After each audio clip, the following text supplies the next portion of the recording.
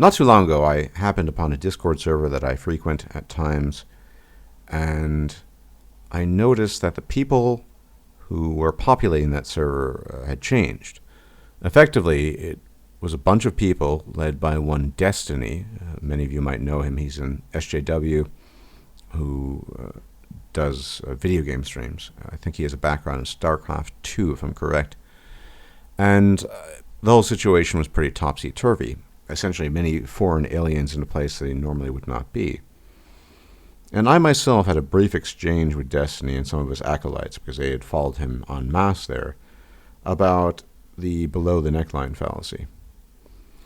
Now, it didn't go very long, and I don't have a lot of patience for SJWs because they tend to not acknowledge certain points. But the long and short of it was the idea that it's somewhat absurd to propose that there would be differences in bodies across genetic populations, but not in brains, one's cerebral capacity. As I said, I didn't have much patience for this, and so I just moved on to the next room and on my business. But this episode showed something to me that I've been thinking about for quite some time, and that is the problem of discordant reality or discordant worlds when you're attempting to have a conversation. Ideally, one would think that we all want to make progress or move a conversation forward. But for many years now, I think this is indisputable, on YouTube primarily, and this applies to reality equally, if not more so, but on YouTube, it's been very difficult to move the conversation forward on certain key topics, and this is because people, it appears to be the case, cannot agree on a common reality. Now, this needn't end in absolute sorrow. One interesting episode I noticed of the Millennial Yule was the Millennial Woes stream with that guy, Isaacson, I believe is his name, and they're just on completely different planes, different polarities. In such cases, there can be no concordance. You might argue the same for Destiny. It's difficult to say.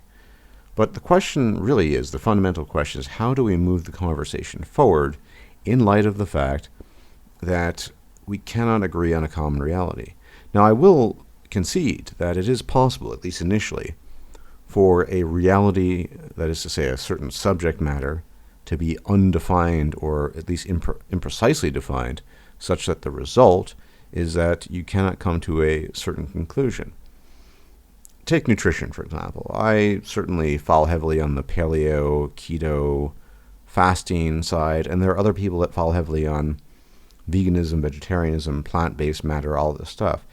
Now, I would argue, and people would claim I'm being ideological, that the people who are on the more plant-based side are arguing primarily from ideological position and then looking for data to support their claims. But nonetheless, we can say that we have a common reality, a reality of nutrition, and people are simply not in agreement on it. And there are multiple factions that are broadly broken down along those lines, although you probably can find some variation there too. Of course, people in the audience now will leap to their keyboards and claim that the evidence is there for one form or another. As I said, I'm not going to lie, I lean heavily towards the paleo, keto, fasting, optimize your hormone profile side, and others will pitch a different story. I think the evidence supports my claim. I don't think this should be hugely mysterious, but once again, this is a piece of reality. We agree that there's a reality of nutrition or nutritional science, and it's simply not decided. Take your pick there. But it is a reality that people can at least concede exists. And so the question becomes, what do you do with this knowledge, and what do you do with this information?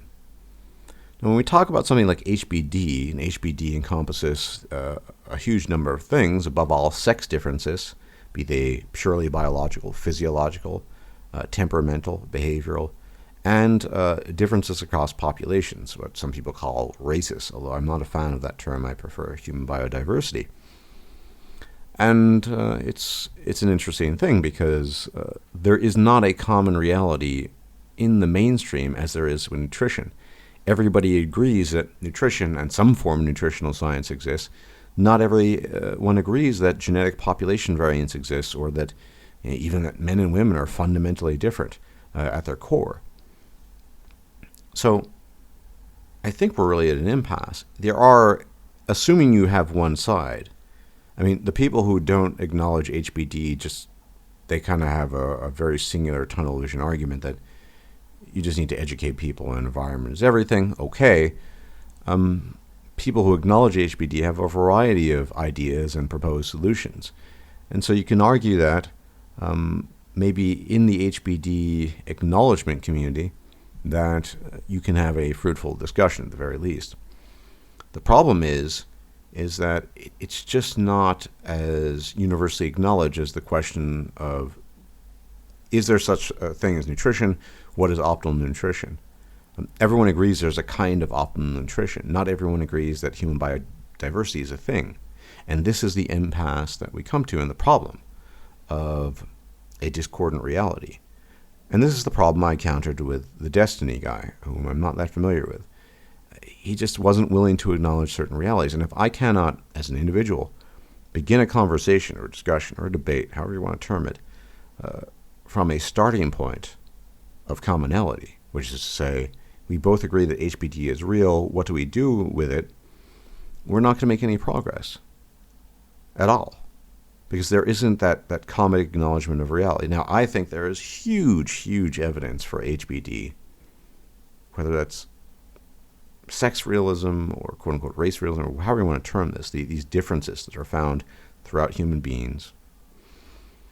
And I'm willing in a discussion to adduce evidence for that. But if the person I'm engaged with in conversation is flat out in denial of that, I don't really know what to do.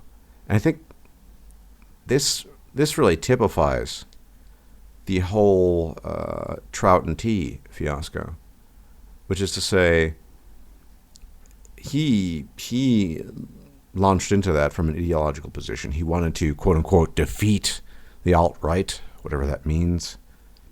And he ended up making an ass of himself. Hubris guided him forward, not the desire for an honest conversation. And I think that's oftentimes the issue.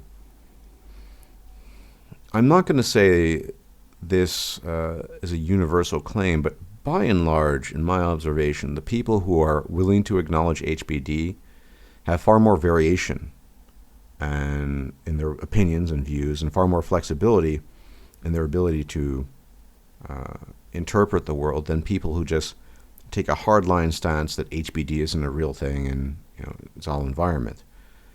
And I imagine there's some variation in that view. You could say different elements of the environment.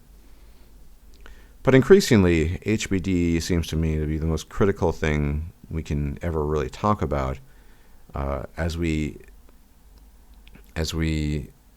encounter the problems we're encountering right now in society. To not acknowledge that seems to be folly. Now, this of course takes on completely different proportions when we're talking about mainstream society, outside of the netosphere, red pillosphere, skeptosphere, etc. And then you really have to ask the question, I mean, HBD is universally acknowledged in scientific quarters, circles. It's kind of an undercover project. But in public policy, in political discussion, none of that is real. I mean, beyond the idea that there are different groups with different interests. Like, let's get the Hispanic vote. Let's get the black vote. Okay, fair enough. I think this is going to be the issue going forward. Above all, this notion that there are people out there living in discordant, differentiated realities. Now, I actually do think there's only one reality. And yes, it is open to interpretation. But even when you look from the nutritional front that I mentioned before, I do not think most people from the plant-based quote-unquote community are approaching it from an ideologically free position. I think they're going in there because they want something to be true, and they will push that agenda no matter what. For example, as far as I know, most people have retracted the idea that eggs are inherently bad, but these people will still push that idea, just as an example. Now, I, for my part, am willing to engage with people on a variety of ideas, but I cannot do that if the common reality is not spelt out, which is to say I can have a discussion with anyone about HBD or about nutrition or about pretty much anything, provided I have the knowledge and information in my head, assuming we agree that there's something to be discussed. For example, what is optimal nutrition?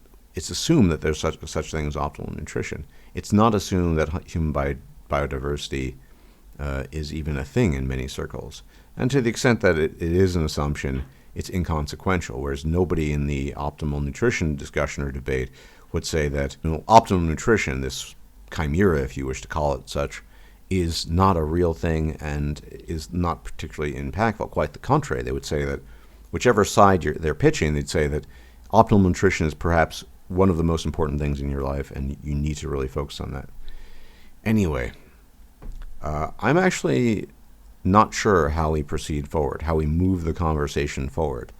I don't think talking is enough. I think we need people of open mind and willingness to entertain thoughts that they had never entertained before. And until we're able to do that, we won't be able to move any conversation forward, not on YouTube and certainly not in the public sphere. Something to think about. On a final note, I think when you do notice certain trends in the public sphere, all of us just kind of clamp shut. I do not talk about these sorts of topics with people I know in the public, whether that's in the United States or Europe, because I know the impact it will have, and it will be met, the discussion or the topics will be met by deaf ears, and that seems pointless as well. So this is something to really think about and consider going forward. How do we create a common reality that can engender discussion and debate that will actually move the conversation forward, instead of retreating to our respective echo chambers and just getting lost there? I mean, it's a real question. Anyway, thanks for tuning in. There'll be more to come, assuming I'm still alive. And may the gods be with you. Bye-bye. If you liked this video, please like, share, and subscribe. And if you enjoy my content, please consider making a donation or becoming a patron. Thanks for watching.